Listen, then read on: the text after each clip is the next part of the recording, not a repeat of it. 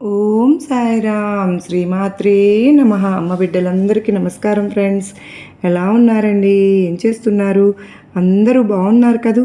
మన సాయినాథుని దయ వలన అందరూ కూడా సంతోషంగా క్షేమంగా ఆరోగ్యంగా ఉండాలని అమ్మవారి యొక్క ఆశీస్సులు మనపై ఎప్పుడు ఉండాలని మనస్ఫూర్తిగా అమ్మవారిని వేడుకుంటూ ఈరోజు వీడియోని మొదలు పెడుతూ ఉన్నాను. ఇక ఈరోజు వీడియోలో అమ్మవారి సందేశం ఏంటి అంటే కనుక, బిడ్డ చూడగానే ఒక్కసారి ఇదిగో ఈ నా చేతిలో ఉన్న చిలకమ్మను తాకు.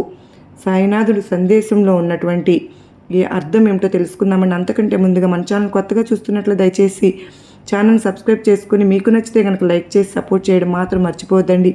మరి అమ్మవారి సందేశాన్ని తెలుసుకోబోయే ముందుగా చాలామందికి ఎన్నో సమస్యలు ఇబ్బందులు ఎదురవుతూ ఉంటాయి. అంటే ఒక్కొక్కరికి ఒక్కొక్క సమస్య ఉంటుంది. కానీ ప్రేమ, సంతానమా, ఏదైనా సరే ఇంట్లో ఏదైనా సమస్య ఉండడం వలన ఎంతో డిప్రెషన్కి గురవుతూ ఉన్నారు. అలాంటి వారు అమ్మవారి సందేశాల ద్వారా మాకు అమ్మవారి ఇచ్చే సందేశాలు మాకు ఎంతగానో కనెక్ట్ అవుతూ ఉన్నాయక్క అని చెప్పి వాళ్ళ హ్యాపీనెస్ నాతో షేర్ చేసుకుంటున్నారు. ఈరోజు అమ్మవారి సందేశం ఏంటంటే కనుక, బిడ్డ ఈరోజు నువ్వు చిలకమ్మను తాకావు, నువ్వు తప్పకుండా అందుకోవాల్సిందే గొప్ప శుభవార్తను. ఎందుకంటే పరిష్కారమే లేనటువంటి ఒక సందేహాన్ని నువ్వు కలిగి ఉన్నావు. కనుకనే పరిష్కారాన్ని చూపడం నా దుర్గమ్మగా నా బాధ్యత. కనుక ఆలోచిస్తూ ఉన్నావు, ఏమైంది, ఏ నిర్ణయం తీసుకోలేకపోతున్నావు, పరిష్కారం నీకు దొరకడం లేదని చెప్పి ఇరకాటంలో ఉన్నావు కదూ. మరి అందుకోసమేనమ్మా ఈరోజు అమ్మ నీకు ఈరోజు ఒక గొప్ప సందేశంతో వచ్చాను. మరి ఆలస్యం చేయకుండా ఈరోజు అమ్మ ఏం చెప్తున్నాను అనేది నువ్వు తెలుసుకునే తీరాలి. ఎందుకో తెలుసా?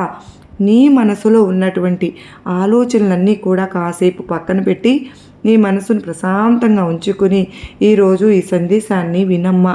ఎందుకంటే నీ మనసులో ఉన్నటువంటి ఆలోచనలు, అలాగే నీ మనసులో ఉన్నటువంటి సందేహాలు అన్నీ కూడా ఈరోజు నేను తప్పకుండా తీర్చాలని చెప్పి నీ ముందుకైతే వచ్చాను. మరి ఇంతకీ దుర్గమ్మ ఎందుకు ఇలా చెప్తున్నాను అంటే, చాలామంది నిజంగా ఎన్నో ఆలోచనలతో అర్థం కానటువంటి కొంత, అంటే ఏం చేస్తున్నామా, ఏ నిర్ణయం తీసుకోవాలా అనేది అర్థం కాకుండా కొంతమంది ఉంటారు.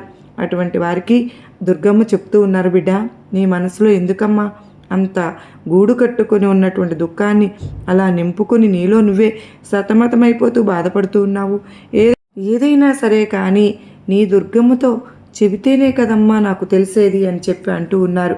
ముందుగా అండి, ప్రతి ఒక్కరూ కూడా మీ మనసులో ఉన్నటువంటి సంఘటనలు, అలాగే మీ మనసులో ఉన్నటువంటి సందేహాలను పక్కన పెట్టండి.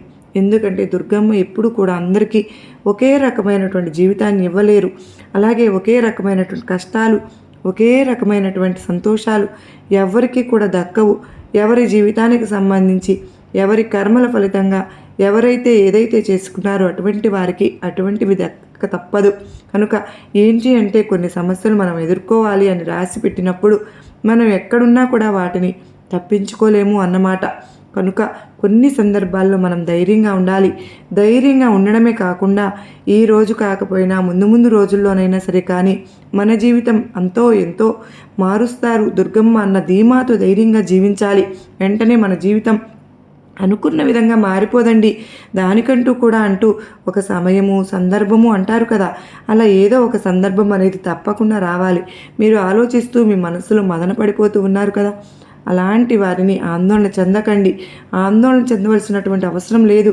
ఎలాంటి సిచ్యువేషన్లో ఉన్నా కూడా కానీ నాకు బాగా అర్థమైపోతుంది. అందుకే అమ్మవారు మనకు తగిన సమయానికి సూచనలు ఇస్తూ నాకు అర్థమైందమ్మా, నీ బాధను నువ్వు నాకు చెప్పుకోవాల్సిన అవసరం లేదు, మనకు ఎలా పోతే ఎలా సాగిపోతే బాగుంటుంది, నీ జీవితం ఎలా ఉంటే బాగుంటుంది అనేది ఈ తల్లికి నాకంటే ఎక్కువగా తెలుసు అని అమ్మవారు మన జీవితానికి సంబంధించినట్టు పనులన్నీ కూడా ప్రారంభిస్తారు. అడిగితేనే అమ్మ అయినా పెడుతుంది కదా అనేది సామెత కదండి. కానీ అమ్మ అడిగి మరీ పెడుతుంది, కానీ తప్పకుండా అది మనల్ని అడిగి పెడుతుంది. కనుక మన ఆకలి మనకంటే ఎక్కువగా మన అమ్మకే తెలుసు. అలాగే ఈరోజు మన అమ్మ స్థానంలో ఉన్న దుర్గమ్మ ఆలోచించేటటువంటి అమ్మ బిడ్డల మనసులో ఏముందో తెలుసుకొని వారి కోసం చక్కని పరిష్కారాన్ని ఈరోజు మనకి ఈ విధంగా చెప్పాలని వచ్చారండి. కనుకనే మనం తీసుకునేటటువంటి నిర్ణయాన్ని కూడా అమ్మవారు ఒకసారి చెప్పాను అనుకోండి, మరలా ఈరోజు నా బిడ్డ నాకు ఇలా చెప్పింది, నిర్ణయం కూడా సొంతంగా తీసుకుంది, నాతో ఒక మాట చెప్పింది అనే సంతోషాన్ని అమ్మ కలిగి ఉంటుంది. ఇన్ని రోజులుగా నువ్వు ఎన్నో ఆలోచిస్తూ ఉన్నావు, నిర్ణయం అనేది తీసుకోలేకపోతున్నావు, నీ మనసు గందరగోళంగా ఉన్నప్పుడు, నువ్వు నిర్ణయం తీసుకోవాలనుకున్నప్పుడు ఆ నిర్ణయాన్ని నువ్వు తీసుకోలేకపోతున్నావు. అవునా బిడ్డ? సరే, ఇప్పుడు నీ దుర్గమ్మ చెప్పేది పూర్తిగా విని చూడు, తర్వాత నువ్వే ఆలోచించుకో. మంచి నిర్ణయం అనేది నీకు తారసపడుతుంది, అలాగే మంచి పరిష్కారం కూడా నీకు దొరుకుతుంది. నువ్వు తీసుకునేటటువంటి నిర్ణయం వల్ల నువ్వేంటో ఇతరులకు తెలుస్తుంది, అలాగే నువ్వు ఎంత గొప్ప మనసున్నదానివో పక్కవారికి కూడా తప్పకుండా తెలుస్తుంది. ఈ నిర్ణయమే నీ జీవితాన్ని ఒక శాసనంలాగా శాసిస్తుంది, నీ జీవితాన్ని మారుస్తుంది. ఆ నిర్ణయమే నీ జీవితాన్ని నిర్ణయిస్తుంది.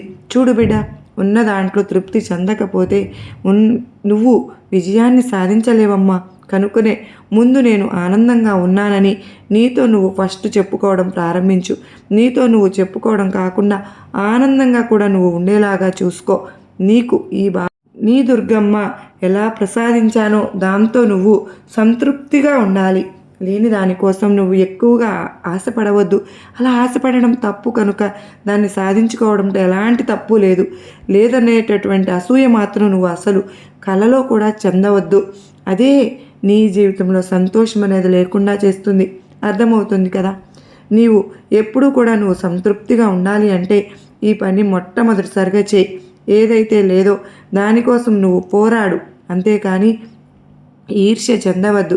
అలాగే చూడు తల్లి, ఇప్పుడు నువ్వు ఉన్నటువంటి గందరగోళం నుండి నువ్వు బయటపడితేనే నువ్వు చేసేటటువంటి పని మంచిదా చెడ్డదా అనేది నీకు పూర్తిగా తెలుస్తుంది. కనుక నీ ఆలోచనలు బట్టి ఈ లోకంలో అన్నీ జరుగుతాయని చెప్పి మొట్టమొదటిగా గుర్తుపెట్టుకో.